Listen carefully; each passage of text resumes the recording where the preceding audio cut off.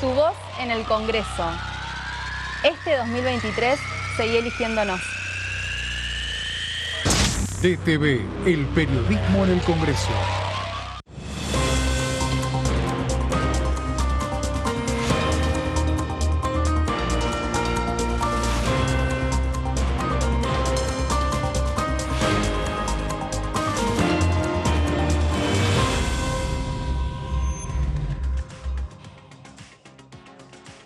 Hola, ¿qué tal? Se encienden las luces aquí en la pantalla de DTV y bienvenidos a este espacio que denominamos DTV Noticias. Mi nombre es Vero Benaín y vamos a estar con ustedes, desarrollando un poco lo que dejó la jornada de ayer, con sobre todo las dos comisiones que trataron temas importantes, como por ejemplo la de juicio político, que estuvo abordando la situación de la coparticipación. Recordemos estos puntos, este porcentaje de dinero que se le quitó a la capital federal en función de cubrir la policía de la provincia de Buenos Aires, y también vamos a estar indagando en lo que dejó las palabras de la secretaria de Energía, Flavia Rollón, allí en un plenario de comisiones que también se desarrolló en el día de ayer. Nos vamos metiendo entonces así en lo que es la agenda parlamentaria. Hay una comisión que estaba prevista para esta semana, pero parece que hubo suspensión. De eso se va a encargar de desarrollar y profundizar nuestro compañero Gonzalo Solabarrieta, a quien le damos la bienvenida. Buen día, Vero, para vos y para toda la gente que nos está viendo a través de la pantalla de Diputados Televisión. Es cierto, la Comisión de Discapacidad se va a reunir hoy. Recordemos que quien preside esta comisión es Luis Di Giacomo, el diputado de Juntos Somos Río Negro, que había anunciado un día antes que esta comisión, o unos días antes en realidad, que esta comisión finalmente no iba a tener su curso, que había tenido una suspensión, que imaginamos esto va a ser una postergación para semanas próximas. Imaginamos que tal vez una de las posibilidades es que luego del receso invernal general que tiene nuestro país, ahí es donde justamente tenga el curso esta Comisión de Discapacidad. Recordemos que en esta reunión que estaba pactada para las 15, se iban a tratar algunos temas, como por ejemplo la lengua de señas y una especie de capacitación para los tres poderes del Estado, para que se pueda aprender esta comunicación tan importante y fundamental.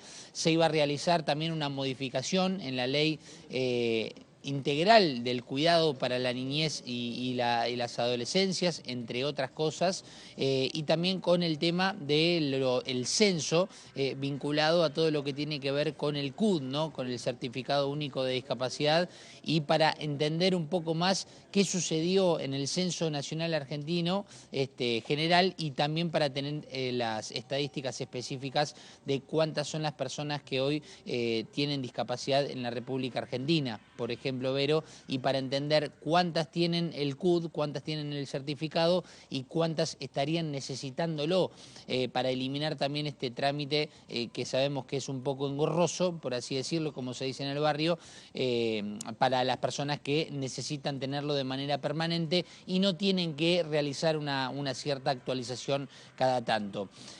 Cuando hemos consultado el porqué de la no realización o la suspensión de esta comisión, no tuvimos una respuesta fehaciente, pero sí lo que podemos imaginar, Vero, es que al estar tal vez un poco más cerca de... la cuestión política en cuanto a las provincias un poco ha pasado. No sé si esto podría llegar a ser una excusa, pero sí tal vez el tema del quórum es lo primero que se me viene a la cabeza, de si realmente se podía llegar a reunir esta comisión, teniendo en cuenta, quienes integran la misma. El tema es por qué, claro, el porqué del quórum, ¿no? Claro. Si tiene que ver por una cuestión de agenda de cada uno de los diputados y diputadas, si son algunas cuestiones de viajes programados, de cuestión de agenda política que tengan programados en sus provincias o no, pero lo cierto es que inclusive recuerdo haber tenido una charla en privado justamente con el diputado, quien había anunciado que se iban a reunir en esta comisión una semana antes, es decir, había como hay actividad y al menos por esta la reunión. Cámara va a seguir trabajando, ¿no? Hay actividad, el receso comenzaría la semana que viene y aún así van a haber comisiones. Entiendo que los legisladores deben estar notificados de que que tienen que estar para dar quórum al menos. Es interesante abordar esto. Exacto. Porque, bueno, tal vez esta comisión pueda postergar y todo llegar la semana que viene, aún así, porque las comisiones, recordamos, van a seguir trabajando. Así que, bueno, estaremos entonces atentos a lo que suceda en discapacidad. Es una comisión que preside actualmente Giacomo, ¿no? Exacto, sí, y que inclusive está esa posibilidad también, Vero, más allá de que a uno se le ocurre pensar que tal vez después del receso es lo que se le viene a la cabeza a uno, que puede ser lógico, pero al mismo tiempo teniendo en cuenta que se ha anunciado ayer que dentro del receso invernal, para así decirlo general, en donde se conoce como las vacaciones de invierno, claro, pero también el receso que tiene el poder legislativo escolar, y el judicial también tiene la feria, es algo similar a lo que es la feria judicial. Exacto, claramente, pero lo que conocemos más como las vacaciones de invierno o claro, el receso invernal en los colegios, en las facultades y demás, bueno, ahí entendemos que la Cámara va a continuar su trabajo. Hay algunas comisiones que están trabajando para ya en breve tener la oficialización, el anuncio en la página web oficial, así que lógicamente, Vero, que estaremos más que atentos a ver si se posterga finalmente para dentro de estas 2 próximas semanas esta comisión de discapacidad, y si se anuncian estas comisiones, que en un ratito vamos a contar con más detalle cuáles pueden ser aquellas que pueden tener convocatoria dentro del receso invernal. Una noticia sumamente importante para entender que el trabajo legislativo continúa aquí en la Cámara de Diputados, teniendo en cuenta también lo que puede llegar a ser en agosto, si mal no recuerdo la fecha del 23, como una posible sesión el especial. pedido de la oposición de sesión. Hay que ver igual qué sucede con eso. Exacto. Bueno, Gonzalo, entonces nos quedamos con esto que anticipás, y en la próxima salida empezamos a pimponear, si te parece, con qué comisiones pueden estar trabajando en el receso que comenzaría la semana ya que viene. Gracias, Gonzalito. Dale. Cómo no, Vero, aquí estaremos, será un placer. Muy bien, y pasaba entonces nuestro compañero Gonzalo Solabarrieta. Ayer se reunió la Comisión de Juicio Político, lo hizo en los términos de investigar como causal de mal desempeño de los ministros de la Corte Suprema de la Nación la situación de la coparticipación porteña, que tras una presentación judicial que hizo Horacio Rodríguez Larreta contra Alberto Fernández, la misma Corte resolvió que a través de una medida cautelar, que se le otorgue unos porcentajes de dinero que se le habían quitado a la Ciudad Autónoma de Buenos Aires. En este punto estuvo ayer como testigo y abrió la jornada Silvina Batakis. Hoy es la titular del Banco Nación, fue ministra de Economía previo a que llegara Massa y desembarcara en ese ministerio, y ella estuvo hablando como exsecretaria de Trabajo allí de las provincias dentro del Ministerio del Interior, que había sido su cargo, su último cargo antes de ser ministra por esos 20 días que estuvo en el Ministerio de Economía. Vamos a escuchar entonces lo que decía Batakis. Cuando se hace la transferencia de servicios, el acta se firma en enero del 2016, yo no era parte de la Secretaría del Ministerio de Interior. Mi conocimiento radica simplemente en la vista de los expedientes de aquel momento. Como yo decía anteriormente, las funciones de la Secretaría de Provincias eran varias.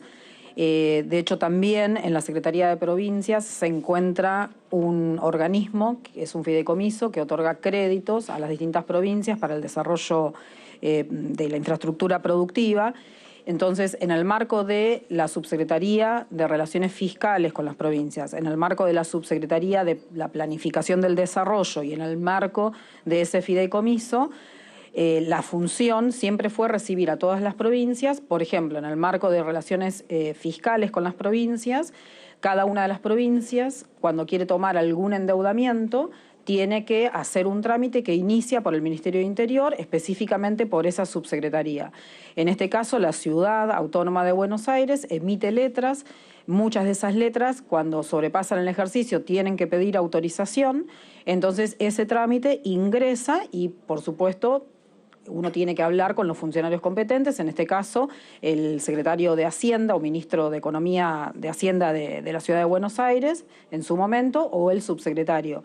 Por otra parte también, a través de la elaboración de esta planificación que yo también tenía a cargo, también hablamos tanto con el secretario de Hacienda como con el jefe de gobierno porteño para poder elaborar el plan integral de desarrollo en todas las provincias y en todas las jurisdicciones subnacionales de Argentina.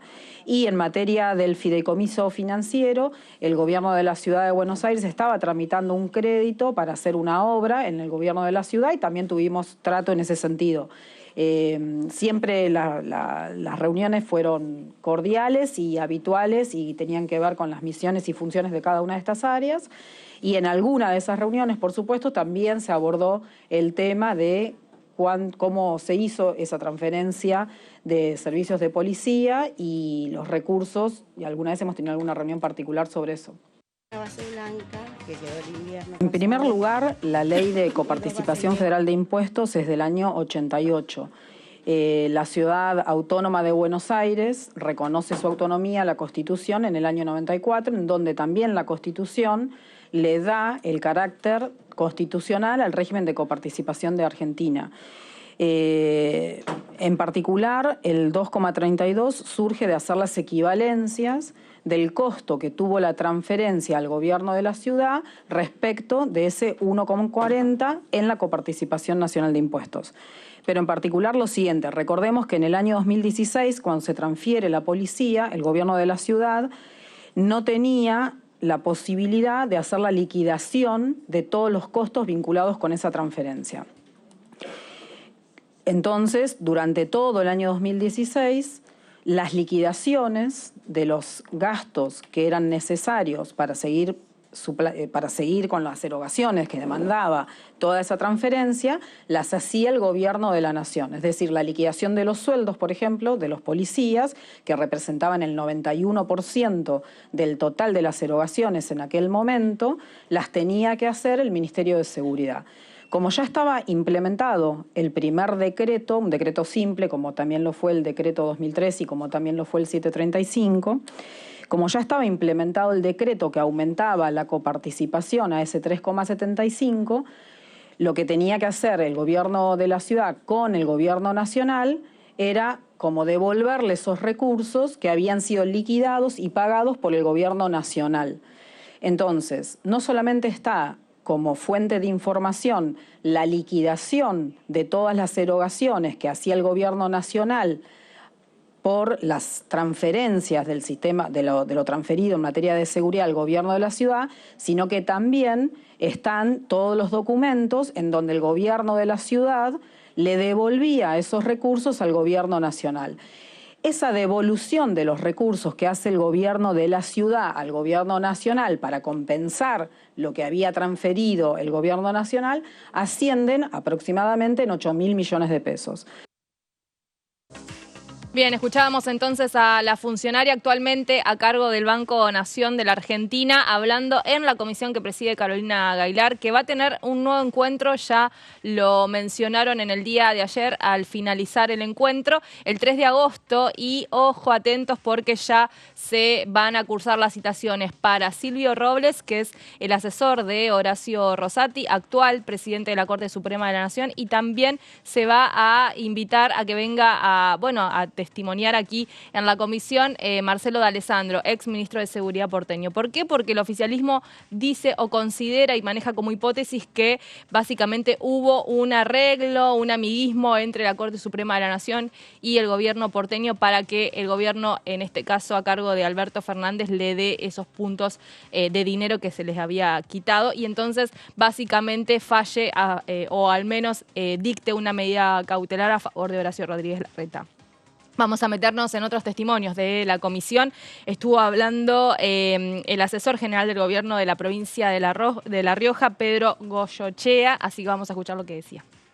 Bueno, efectivamente, la provincia, por instrucción del señor gobernador Ricardo Quintela, ha decidido solicitar en calidad de amigos del tribunal, en la figura amicus curiae, cuya acordada ha sido oportunamente reglamentada por la Corte Suprema en el año 2013, para participar en este proceso judicial, poder ser escuchado, ya que este tipo de acordada contempla tanto los juicios que son de carácter ordinarios, como los que se presentan en materia de originarios, como es el caso que se está dando en este sentido entre el Estado Nacional y Cava, en el mes de julio del año pasado y en el mes de diciembre, al no haber sido proveído la solicitud que realizó la provincia de La Rioja en esta condición, hemos instado en el mes de diciembre, exactamente el 12 de diciembre,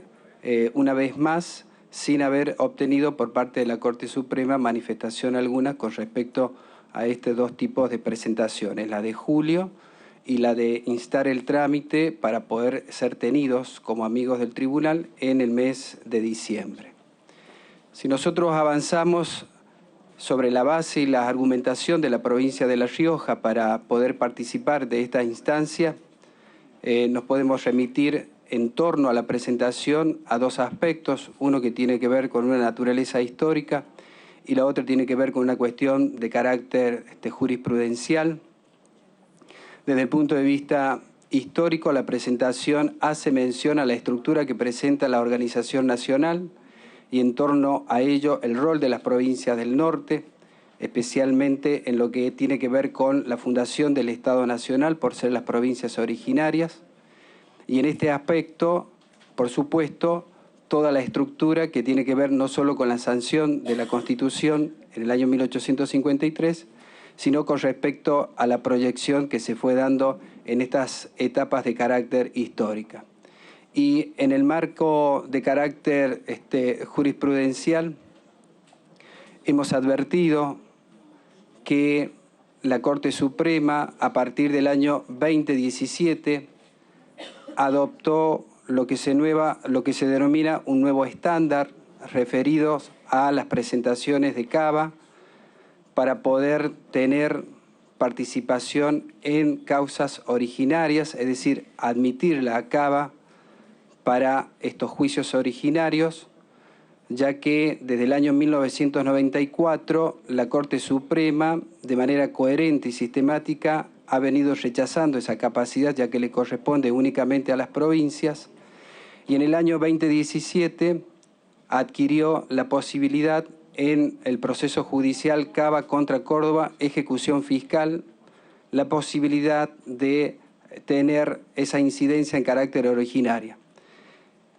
Esto es para dimensionar, es decir, por una ejecución fiscal, Cava logra obtener esta situación de privilegio, que es poder de manera originaria participar en instancias de carácter judicial, lo que marca un predominio de carácter jurisprudencial que en este caso ha concedido también un predominio de carácter económico con la asignación de una partida en materia de coeficiente de coparticipación que termina consolidando lo que son las desigualdades entre las diferentes jurisdicciones en el marco del texto de la Constitución Nacional.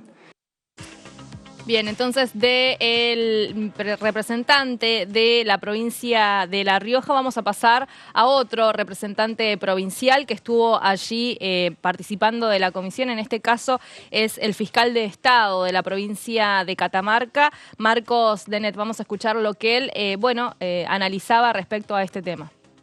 Estas desigualdades no son producto de los porteños o de la gente que vive acá. Esto es una cuestión estructural que viene de época del propio virreinato y que lamentablemente los distintos gobiernos en forma sucesiva no lograron desestructurar para poder generar y apuntalar un país mejor, más federal.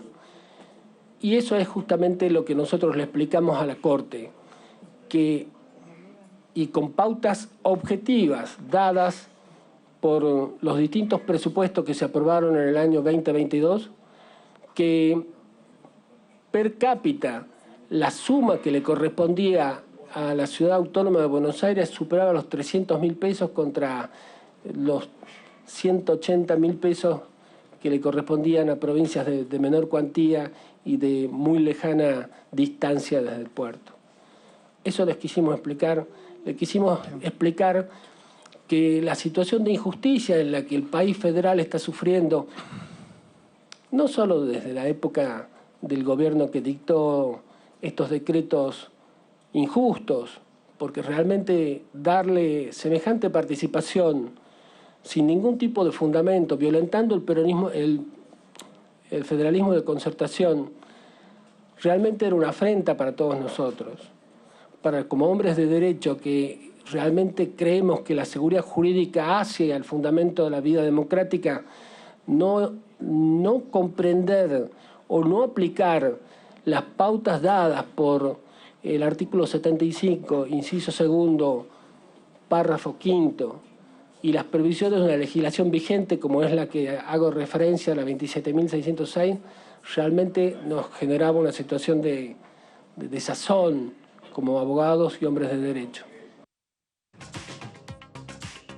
El diputado Hugo Yasky, después de que terminó el encuentro, que duró casi hasta las 5 de la tarde aproximadamente, estuvo hablando con DTV Noticias sobre, obviamente, lo que dejó la comisión y lo que va a suceder a partir del 3 de agosto cuando tengan una nueva reunión, según lo que dijo Carolina Gaylar, la titular. Vamos a escuchar entonces lo que decía Yasky. Diputado Hugo Yasky, bueno, gracias por su tiempo. Preguntarle qué conclusión saca respecto de esta segunda reunión en comisión juicio político respecto a lo que es el tema de la coparticipación, después de haber escuchado a Silvina Batakis y también a los jefes de Estado de las diversas provincias. La verdad que creo que esta particularmente fue una reunión donde hubo testimonios muy contundentes. En primer lugar, la licenciada Batakis, que con mucha solidez dio testimonio de esa reunión en la que se fueron convocadas las partes para discutir el diferendo que existía en torno a la coparticipación, y hay un acta firmada por los 4 miembros que estuvieron presentes con carácter de funcionarios públicos, y aparece un quinto personaje que claramente lo describe la ministra y que no aparece firmando el acta, y es justamente el que después se autoproclama en un chat como padre de la criatura, refiriéndose al fallo que produce la Corte, con lo cual claramente está de manifiesta la participación del titular de la vocalía del cortesano Rosati en este episodio. Luego participaron 4 representantes fiscales de distintas provincias que se presentaron a la Corte considerándose perjudicadas por la decisión que se tomó de darle a cabo la coparticipación sobre la base de un cálculo que además fue absolutamente hecho groseramente, sin estudios previos, y que significaba pérdida de recursos para todas las provincias en términos de coparticipación.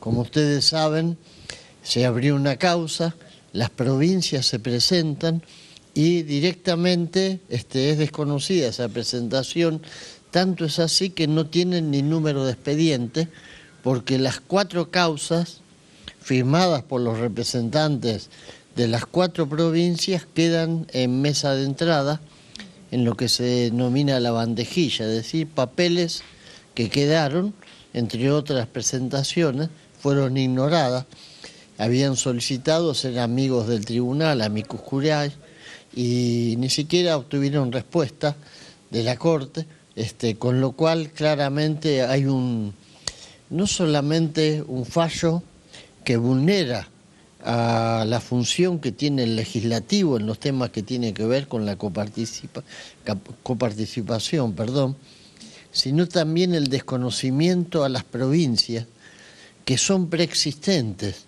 al Estado Nacional, es decir, es insólito, inaudito que las provincias sean ignoradas en el momento que requieren participar en la definición de un tema que tiene que ver nada más ni nada menos que con la distribución de los recursos coparticipables, que la Constitución claramente dice, y así lo expresaron quienes estuvieron, es un tema que solo se puede discutir y resolver con el consenso de las provincias.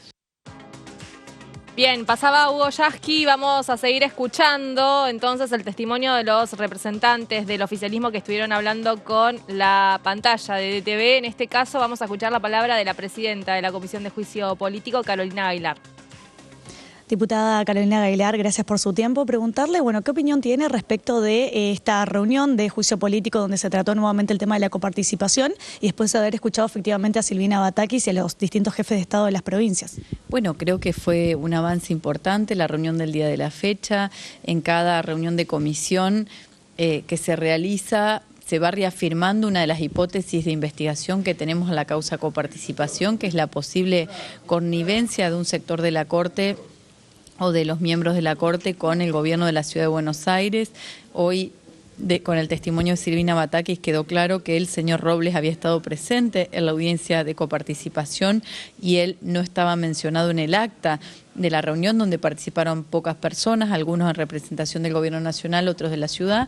Eso por un lado, y por otra parte también quedó hoy claro que las provincias que se presentaron a la Corte con amicus curiae manifestando la posible afectación que podría tener este tema de la coparticipación, de aumentar la coparticipación a la ciudad, a las provincias, podía llegar a afectarlas, se presentaron a la Corte y no tuvieron respuesta. Entonces, de alguna manera va quedando más clara cuál fue la arbitrariedad que hizo que la Corte dicte un fallo sin pautas objetivas, porque no se sabe el número que determinó la Corte que tiene que pagar el Gobierno Nacional, de dónde surge, porque no pasó la medida cautelar por la Unidad de Análisis Económico de la Corte, que es la unidad creada para analizar el impacto de los fallos, impacto económico de algunos fallos.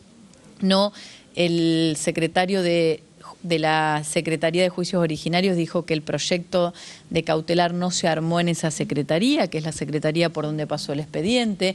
Entonces son un montón de cuestiones que se van comprobando y que muestran una cierta arbitrariedad en el manejo de este tema tan político como es el tema de los recursos de la Ciudad de Buenos Aires, de las provincias y del país, y que la Corte ha tenido un fallo que está siendo muy cuestionado y que sería posible causal de mal desempeño. Sí, comenzamos y serán citados los señores Marcelo D'Alessandro, el exministro de Justicia y Seguridad porteño, y el señor Silvio Robles, que es el director de la vocalía del doctor Rosati. Bien, entonces escuchábamos allí las palabras de Carolina Aguilar, que ya de alguna forma anticipaba, ¿no? Qué va a suceder después en las próximas reuniones. Vamos ahora a escuchar la palabra de Blanca Osuna, que también estuvo hablando con la pantalla de TV allí con nuestros compañeros. Diputada Blanca Osuna, gracias por su tiempo. Bueno, preguntarle qué conclusión saca después de haber escuchado efectivamente a Silvina Batakis y a los diferentes jefes de estados de las provincias respecto a esta causa de coparticipación.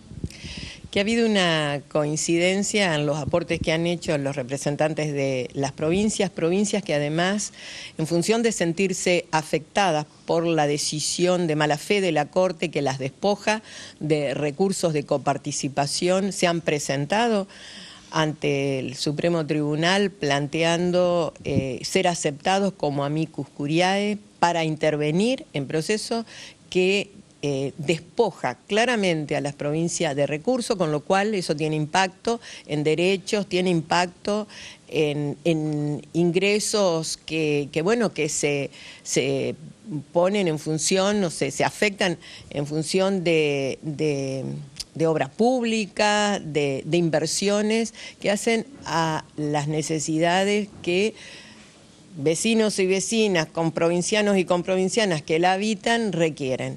Creo que eso, más el aporte claro, las definiciones contundentes que ha planteado Silvina Batakis como presidenta del Banco Nación, lo que nos dejan hoy es un conjunto de elementos que refuerzan esta decisión de ir en camino a un juicio en el cual los miembros de la Corte deberán, en definitiva, dar cuenta de esto. Nosotros llamamos un despojo y además una desatención de mala fe de algo que en la Argentina forman parte de la raíz constitutiva del Estado Nacional, que además de la distribución territorial que forma parte de las luchas, de las batallas post-independencia, tiene que ver con los recursos. Y creo que eso hace a la Argentina que somos, eso dio lugar a la ley de coparticipación federal y dio lugar a ese contrato básico que ordena cómo se distribuyen los recursos que argentinos y argentinas generamos. Así que me parece que lo de hoy fue un día importante, muy, muy importante, y dejó mucho elemento para abonar, para fundamentar la acusación, que es parte de la tarea que tenemos como comisión. Pasaba así la palabra de Blanca Osuna. Vamos a ir unos minutos a la pausa. Después viene la sección Mis Proyectos. Tenemos el análisis de nuestros compañeros. Así que continuamos con más de TV Noticias después de estos minutitos de pausa nada más.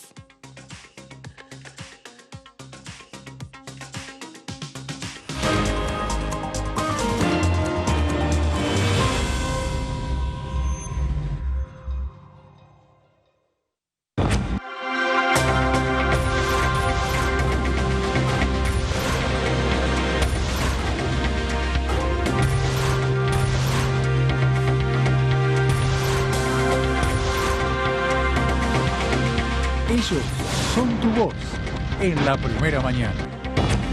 DTV, el periodismo en el Congreso. ¿Cómo les va? Muy buenos días. Exactamente 10 de la mañana.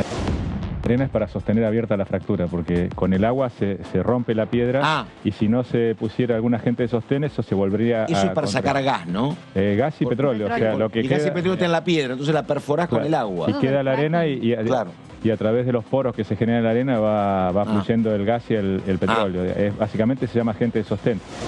Es importante, me parece, que podamos empezar a poner en discusión, en la agenda, temas como este, porque bueno, la producción de gas en lo que se llama ahora, ¿no?, la transición energética, el gas es una opción para ir trabajando, para tener energía, si bien es un elemento no renovable, pero para tener energía mientras logramos esa famosa transición energética.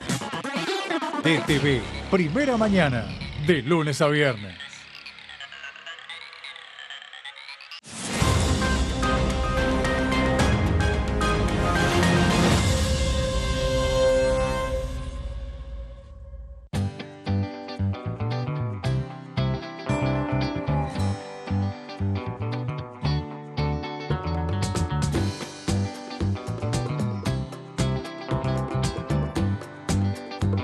Para hacer visible y formalizar el trabajo en casas particulares, creamos el programa Registradas, generando empleo digno y de calidad. Inscribiendo a una trabajadora de casas particulares, formalizás un puesto de trabajo y asegurás que acceda a todos sus derechos.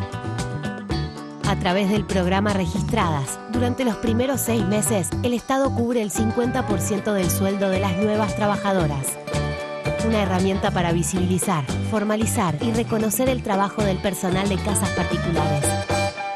Argentina Presidencia.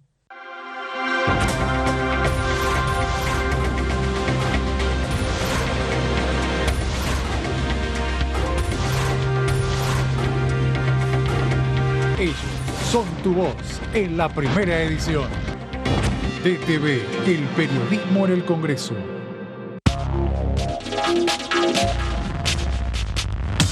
DTV es información, es diálogo y es análisis. DTV es pluralidad de voces, es libertad de expresión. DTV es federalismo. DTV es todo lo que un país en democracia tiene que ser. DTV es tu voz en el Congreso. Este 2023 seguí eligiéndonos. DTV, el periodismo en el Congreso.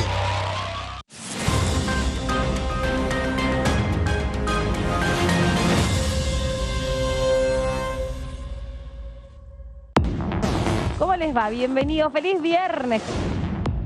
Ellos que han presentado, han manifestado, digamos, poder tocar retenciones, sabíamos que en esa ley es muy difícil eso. Tocar retenciones, desde el punto de vista, ¿no? No es para hacerlo en este momento, me parece que es un buen tema para debatirlo, pero no hoy. El acompañamiento terapéutico sí, pudimos lograr un dictamen en legislación general y en la Comisión de Salud, es una ley de mi autoría, juntamente con otros, con Golian, que también tenemos y la diputada Virginia Cornejo. Ambos proyectos fueron unificados, la verdad que hemos hecho un trabajo increíble. A pesar de que somos diputados de distintas fuerzas políticas, pudimos lograr una unificación. DTV, segunda edición, de lunes a viernes. Cuando hagas una compra, paga como quieras, pero paga lo que es justo, porque ahora contás con Precios Justos, el compromiso que tomamos con supermercados y distribuidores de todo el país, para que más de 2.000 productos mantengan su precio por 4 meses y la previsibilidad de que otros 30.000 no superen el 4% de aumento mensual. Además, podés avisar de faltantes o irregularidades para que nadie tenga que pagar de más. Bajate la app, escaneá y conocé los precios justos. Primero la gente. Ministerio de Economía. Argentina Presidencia.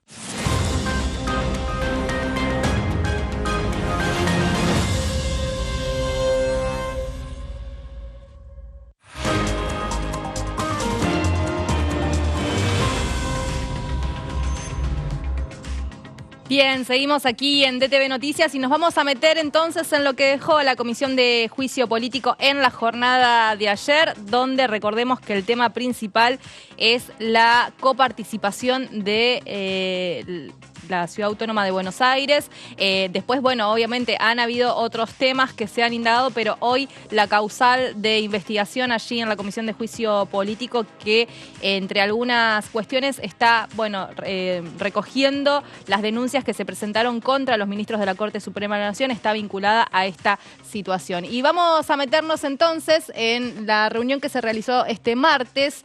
Es la segunda ya relacionada con el fallo de esta medida cautelar de la Corte Suprema de Justicia de la Nación a favor de la coparticipación de la Ciudad Autónoma de Buenos Aires. Vamos a repasar quiénes entonces estuvieron citados. Mirábamos anteriormente los testimonios, como por ejemplo el de Silvina Batakis, ex secretaria de las provincias, hoy titular del Banco Nación, que estuvo allí en el momento en que se dicta esta cautelar en ese cargo, ¿no?, dentro de la administración del gobierno de Alberto Fernández y dentro de lo que es el Ministerio del Interior de la Nación. También estuvo Daniel Rodríguez, de la Secretaría de Juicios Originarios de la Corte Suprema. Raúl Julio César Abate, fiscal de Estado de Santiago del Estero, Pedro Oscar Goyochea, asesor general del Gobierno de La Rioja, el fiscal de Estado de Catamarca, Marcos Denet, Fernando Tanarro, fiscal de Estado de Santa Cruz, y Gabriel María Artola fue el que faltó, el único de los testimonios que no se escuchó. Él es el Procurador General de la Ciudad de Buenos Aires, pidió que se reprograme su citación. ¿Qué dijo Silvina Batakis? ¿Y por qué concurrió entonces a este encuentro en función del rol que tuvo como secretaria de las provincias del Ministerio del Interior entre el 10 de diciembre de 2019 al 3 de julio del 2022? Recordó que entre las áreas que manejaba se encontraba la que hace relaciones fiscales entre los gobiernos de las provincias con el gobierno de la Nación. Sobre la modificación en el porcentaje de coparticipación de la ciudad, recordemos que habló de lo que es la gestión de Macri, que no había ningún antecedente en este sentido, y bueno, habló de algunos de los porcentajes. Esto fue un poco lo que sucedió ayer en la Comisión de Juicio Político, pero vamos a darle la bienvenida a Gastón Fiorda para poder analizar también con él qué sucedió, o al menos qué es lo que dejó la Comisión de Juicio Político en el día de ayer, sobre todo con este tema de coparticipación. Así que, Gastoncito, te damos ya la bienvenida. ¿Cómo te va? Buen día. ¿Cómo andás, Vero? Buen día para vos y para, bueno, todos los televidentes allí de Diputados TV.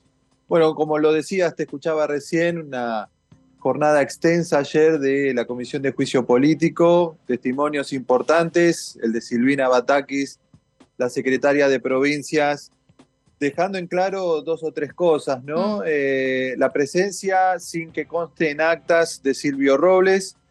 Se lo preguntó puntualmente el diputado Leopoldo Moró, por qué no figuró en actas en aquella reunión que citó la Corte Suprema a las partes, esto es, al Gobierno Nacional y a la Ciudad de Buenos Aires, siendo que también participó Silvio Robles, el jefe de despacho del presidente de la Corte Suprema, Horacio Rosati, que después no figura en actas. Silvina Batak confirmó la presencia de Silvio Robles, también confirmó que no hubo ningún tipo de justificación técnica que llevara la coparticipación del 1.70, 1.75 a 3.75 a la ciudad de Buenos Aires, que después fue confirmado también por los distintos fiscales de Estado de las provincias. Ahí veía el repaso que hacías, Vero, sí, que ellos, además de confirmar la inequidad para ellos de esta cautelar de la Corte Suprema en favor de la ciudad de Buenos Aires,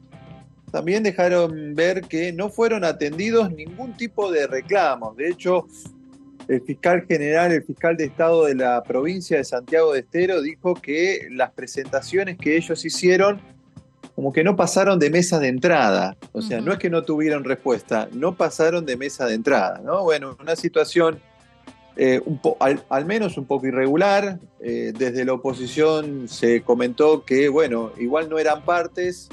Bueno, habría que ver si técnicamente no son parte de las provincias. Estamos hablando de coparticipación, de fondos federales. Allí tienen participación, de hecho, las 24 jurisdicciones. Quizá no puntualmente en esta causa, pero sí pueden algún tipo de presentación y al menos dar a conocer su opinión y que sea atendido por la Corte Suprema. Creo que sí, tienen derecho a las provincias. Importante lo que viene de aquí en más. Bueno, ahora la comisión tiene un parate de 2 semanas. Sí. Vuelven a juntarse el 1 de agosto con presencias al menos importantes. Desde las invitaciones vamos a tener una reunión importante, ¿no? Sí. Silvio Robles, el propio Marcelo D'Alessandro. ¿Vendrán? El ex secretario. Bueno, ayer se dijo algo que es importante, porque en otros nombres propios que se citaron y que no vinieron, una de las cosas que, como Stornelli, exactamente, una de las cosas, o Tonón, por ejemplo, que después vino casi por presión, sino de traerlo por la fuerza pública, se decía que no venían porque había causas abiertas, y que esto podía entorpecer, que viniesen a declarar a la Comisión de Juicio Político, podía entorpecer esas causas abiertas. Y ayer se dejó muy en claro que en su momento hubo una causa abierta que involucraba a Marcelo D'Alessandro y a Silvio Robles, precisamente por las escuchas, los chats, pero que el juez Ramos cerró rápido, cerró por falta de méritos, cerró porque el fiscal Stornelli le dijo que no había nada. Entonces, que no está esa excusa, si se quiere, ese freno a decir, bueno, no puedo ir porque hay una causa abierta. Esto, en realidad, no habría motivos para que no asistan, no tienen fueros, ellos son ciudadanos que podrían asistir perfectamente. Pero está el antecedente del abogado Marcelo Maceo.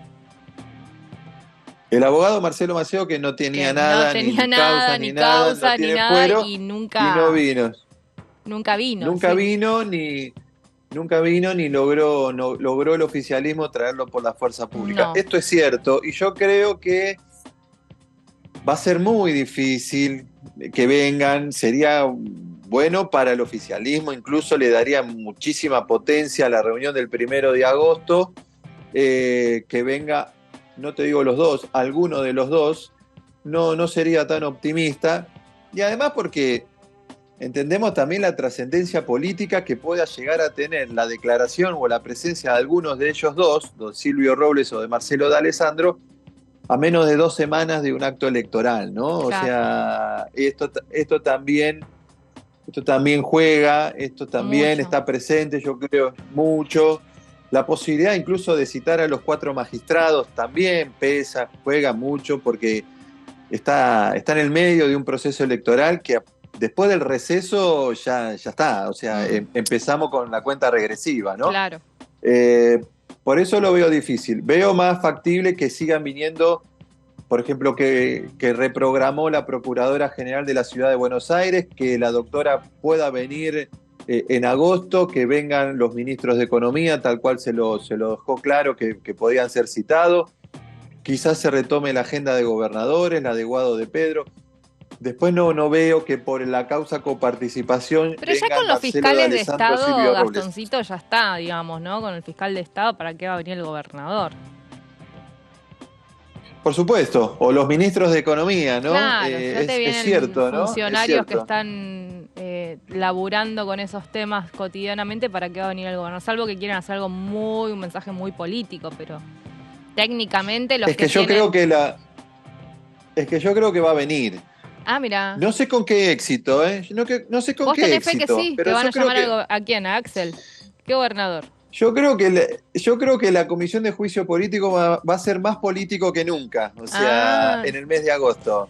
Mira, yo también le tenía como fe a que iba a ser, pero ya cuando vi que vienen los fiscales de Estado, que vienen los ministros de Economía, me pareció que la están llevando por la parte técnica, lo cual es, digamos, pulgar arriba, porque realmente hablan de cuestiones que son muy técnicas y que solo los que están a cargo de los ministerios de Economía pueden llegar, o los abogados justamente de los gobiernos pueden llevar adelante temas como la coparticipación. El gobernador claramente que sí, pero también está metido en un montón de otras cuestiones y más en un año de campaña electoral. Pero bueno, me parece que puede ser que quede abierta la posibilidad de que algún mandatario provincial llegue.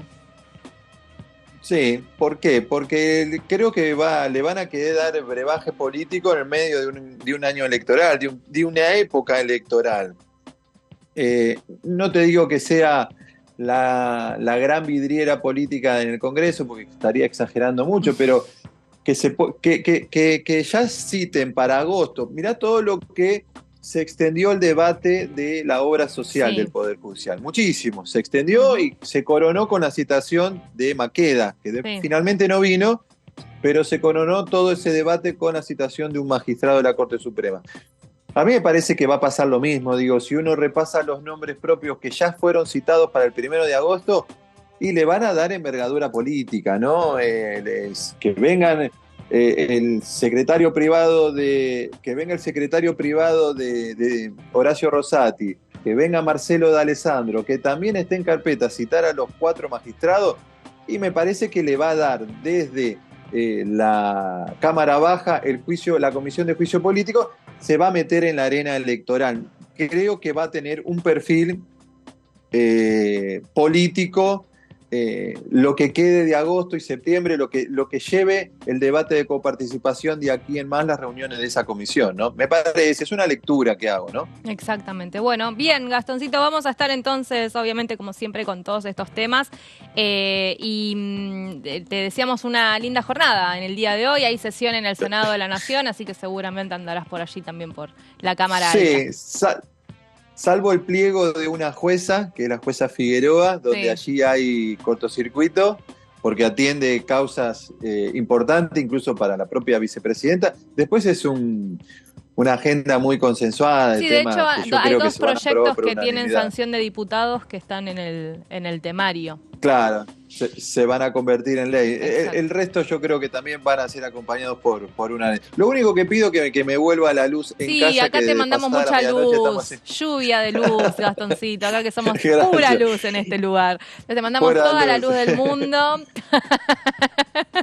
Y que le devuelvan la luz a Gastón. Sin luz. Sí, por favor. Bueno, iluminado, que seas iluminado entonces en esta jornada. Saludos. Gracias. Nos reencontramos, Gastoncito. Gracias. Besos a todos, nos vemos en un ratito, porque hoy estoy en el canal. Hoy. Qué bueno. Besos, cuídense. Bueno, besito, chau. Ahí está Gastón Fiorda, entonces con nosotros hablando sobre lo que sucede en la Cámara Baja, sobre todo en la Comisión de Juicio Político, ¿no? Que tiene siempre tanta tela para cortar. Vamos a meternos en la sección Mis Proyectos porque estuvo hablando el diputado Romero.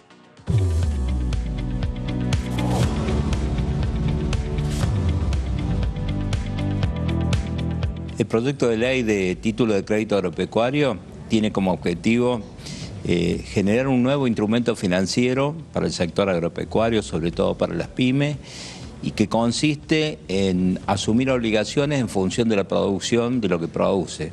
Siempre el activo subyacente es el activo que produce un ganadero en kilos de carne, un productor cerealero en algún rubro que tenga un mercado de referencia, tiene la posibilidad de endeudarse hasta 3 años de plazo, endeudándose en función de la cantidad de productos que te haya incluido en ese pagaré. Tiene la posibilidad de que este pagaré sea endosado, por lo tanto tiene la posibilidad de tener un financiamiento en el mercado de capitales. En definitiva, es un instrumento más para el sector agropecuario, sobre todo para el PYME.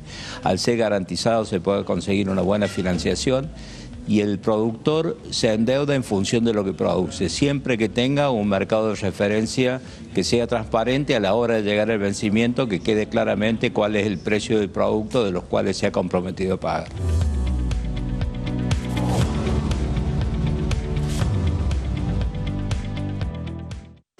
Vamos a sumar a Gonza Solabarrieta porque ayer decíamos que estuvo reunida la Comisión de Energía junto con la de Presupuesto y Hacienda. Gonza, estuviste haciendo la cobertura.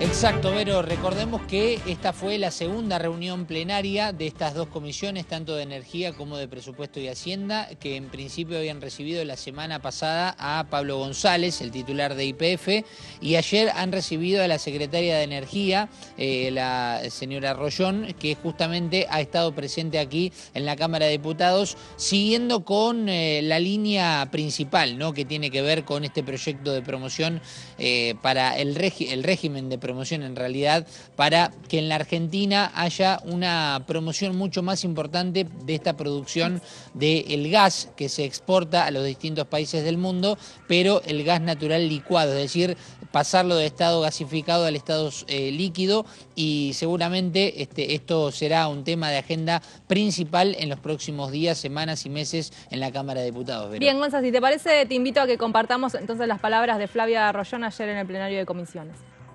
Muy bien, estamos con la secretaria de Energía de la República Argentina, estamos hablando de Flavia Rollón. Bueno, un resumen un poco de lo que ha sido esta comisión conjunta con Presupuesto y Hacienda, con Energía y Combustibles, particularmente para hablar de este proyecto de promoción del gas natural licuado. Bueno, ¿de qué manera beneficiaría a nuestro país este proyecto precisamente?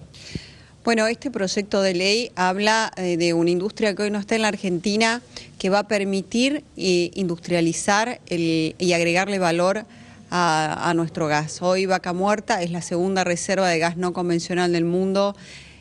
Ha tenido un desarrollo y realmente se ha constituido el desarrollo de Vaca Muerta en una política de Estado, y eso ha posibilitado de que hoy esté demostrado Vaca Muerta como un recurso de clase mundial, con niveles de productividad de clase mundial, y eso nos lleva a soñar de que pueda haber la instalación de una o varias plantas de GNL en la Argentina.